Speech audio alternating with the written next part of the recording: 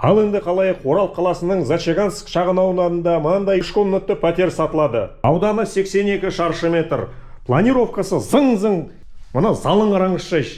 Қонақ шақырсаңыз да, өзіңіз жатсаңыз да, айқайлағандай футбольный стадион жасауға болатынын көріп тұрсыз. Мынандай үлкен лоджиясы бар. Ар жағында ана шетте ағайындыларға парковка. Көрдіңіз бе қанша орын бар екенін?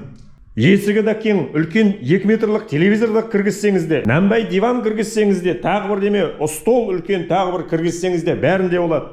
Ал өзіңізде денелігі болсаңыз, шағын мынандай есікке кіре алмай жүрсеңіз, мынау сіздің бөлмеңіз болады. Ал енді қарсы тұрған бөлмеңізді қараңыз. Сықиып тұр. Шерлок Холмстың Бейкер стрит үйіндегі бөлмесі сияқты ұқсап тұр.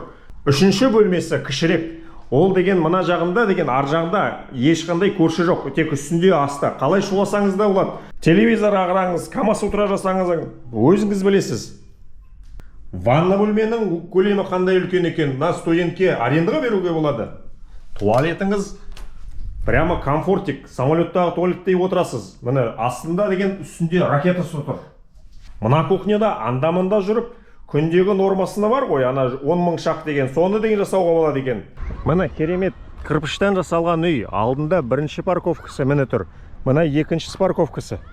Келіңіз, звондаңыз, жазыңыз, сөйлесеміз, бағасында келісеміз.